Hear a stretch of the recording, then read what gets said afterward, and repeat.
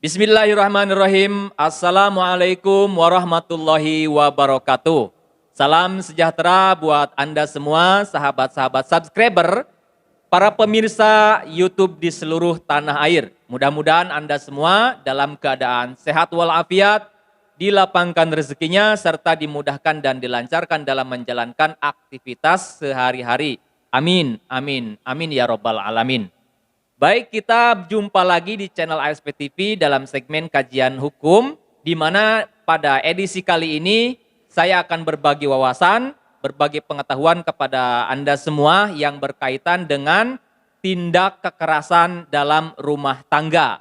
Karena kita masih mendapatkan informasi ataupun juga di tengah-tengah masyarakat itu masih banyak terjadi tindakan-tindakan kekerasan dalam rumah tangga. Baik itu informasi dari media cetak ataupun media elektronik ataupun juga media televisi. Adanya tindakan-tindakan istri misalkan melakukan kekerasan ya terhadap suaminya ataupun juga suaminya melakukan kekerasan terhadap istrinya. Nah, itu tentunya harus kita ketahui dan kita dapat pelajari apa saja sanksi pidananya terhadap pelaku tindak kekerasan dalam rumah tangga. Oleh karena itu, silakan simak video ini sampai dengan selesai.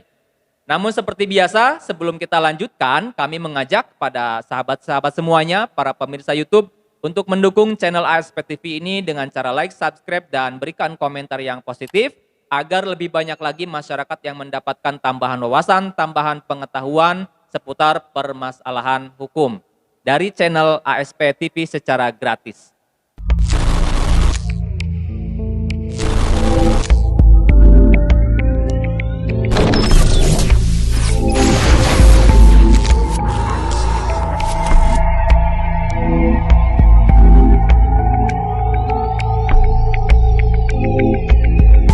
Ya, terima kasih kami ucapkan bagi Anda semua yang sudah mendukung channel ASP TV, yang sudah subscribe. Mudah-mudahan setiap dukungan yang teman-teman berikan, yang Anda berikan, merupakan suatu amal kebajikan yang bernilai ataupun juga mendapatkan pahala dari Allah Subhanahu wa Ta'ala. Amin ya Rabbal 'Alamin.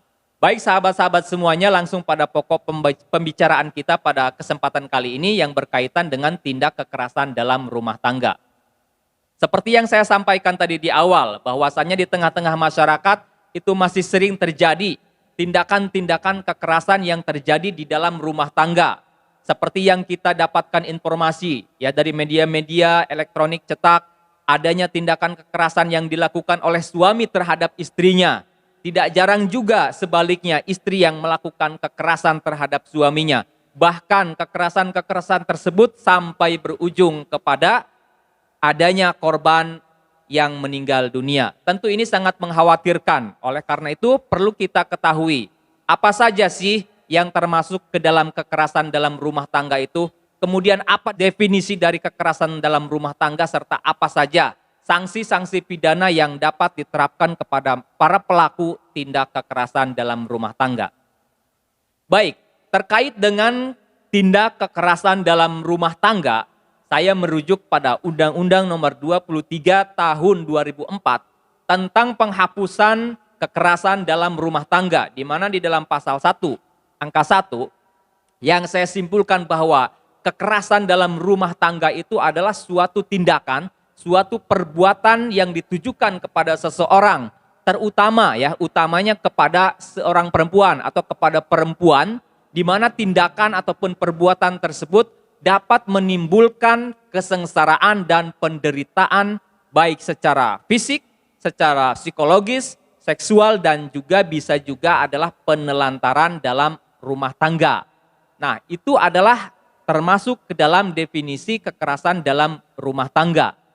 Nah, kemudian apa sih rumah tangga itu? Siapa saja anggota rumah tangga yang dimaksud di dalam undang-undang? Oleh karena itu, saya merujuk pasal 2 Undang-Undang Nomor 23 Tahun 2004 tentang penghapusan kekerasan dalam rumah tangga, bahwasanya anggota rumah tangga itu meliputi beberapa orang ya, beberapa golongan. Yang pertama ya, dalam pasal 2 itu huruf A disebutkan bahwa rumah tangga itu meliputi suami, istri, dan juga anak. Ya, berarti ini adalah anggota keluarga inti. Ya, kemudian huruf B-nya juga di situ yang termasuk ke dalam rumah tangga adalah orang-orang yang memiliki hubungan, baik hubungan darah, hubungan perkawinan ya dengan suami atau istri tadi, misalkan memiliki hubungan persusuan ataupun juga perwalian yang tinggal menetap di rumah tangga tersebut. Ya, itu juga termasuk ke dalam rumah tangga. Kemudian dalam huruf C-nya disebutkan juga bahwa seseorang yang bekerja ya di rumah tangga tersebut, kemudian juga dia tinggal menetap di rumah tangga tersebut, ya itu juga termasuk ke dalam rumah tangga, ya itu. Kemudian kekerasan dalam rumah tangga itu dapat kita kelompokkan menjadi 4 jenis, ya menjadi 4 jenis.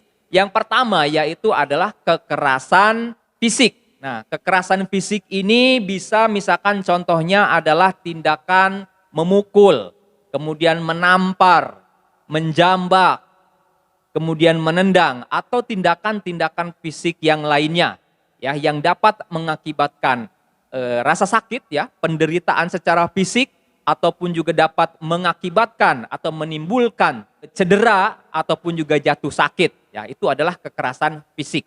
Kemudian juga jenis yang kedua adalah kekerasan psikologis. Nah, kekerasan psikologis ini bisa berupa ancaman-ancaman ataupun juga kata-kata yang tidak pantas diucapkan di dalam rumah tangga, kata-kata yang mengandung unsur-unsur misalkan pelecehan, kemudian juga pengancaman, ataupun juga tindakan-tindakan lainnya yang dapat mengakibatkan dampak psikologis bagi korban.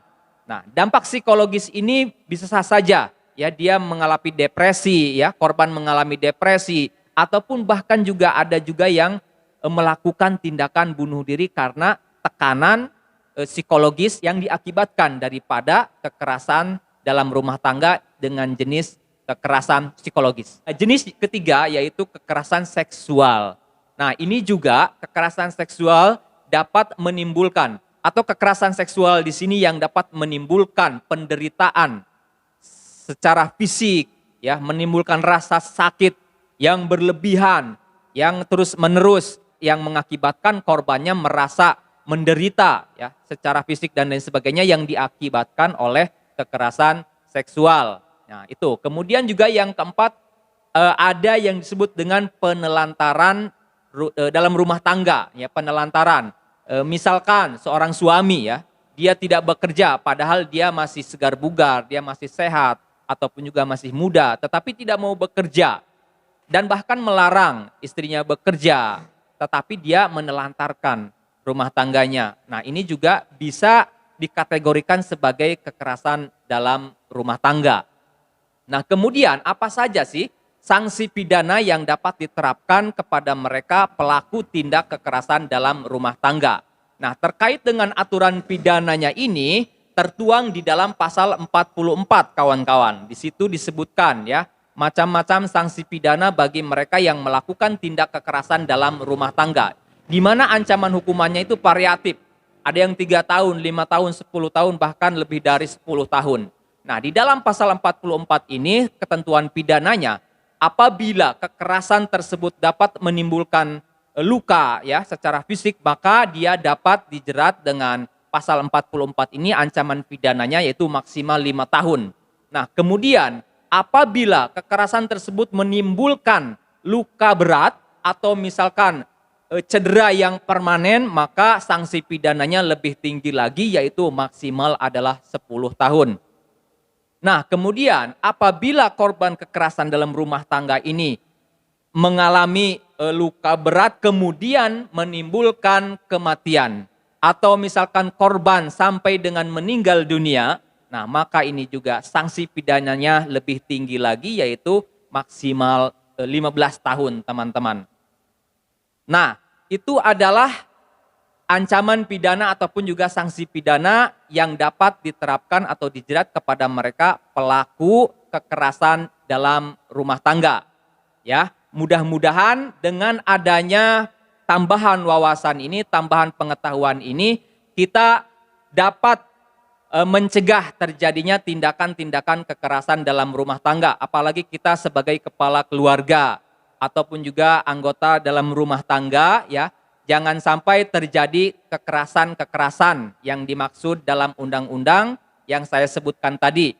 Ya, agar kedepannya tidak ada lagi atau setidak-tidaknya meminimalisir terjadinya kasus-kasus kekerasan di dalam rumah tangga. Ya. Kemudian, apabila terjadi kekerasan dalam rumah tangga, Anda ataupun siapapun yang menjadi korban kekerasan dalam rumah tangga, jangan sungkan untuk melaporkan kepada pihak kepolisian. Ya, korbannya harus lapor langsung kepada pihak kepolisian atau bisa juga diwakili oleh keluarganya dengan kuasa, ya, baik itu kuasa insidentil maupun juga melalui kuasa hukumnya, advokat ataupun juga pengacara. Mudah-mudahan kajian singkat ini bisa berguna, bermanfaat, dan tentunya kami berdoa mudah-mudahan Anda semua yang sudah berumah tangga dikaruniai rumah tangga yang sakinah, mawadah, rohmah, serta tidak ada lagi atau tidak terjadi kekerasan-kekerasan dalam rumah tangga sebagaimana yang dimaksud di dalam Undang-Undang Nomor 23 Tahun 2004 tentang penghapusan kekerasan dalam rumah tangga. Bagi Anda yang memiliki pertanyaan atau yang ingin berkonsultasi permasalahan hukum, jangan sungkan, jangan ragu untuk menyampaikan di kolom komentar. Dan jawabannya insya Allah akan kami ulas di video-video edisi selanjutnya. Saya Advokat Bung One mengucapkan terima kasih buat teman-teman yang sudah menyimak video ini sampai dengan selesai. Billahi taufiq wal hidayah. Wassalamualaikum warahmatullahi wabarakatuh. ASP lapor, ayo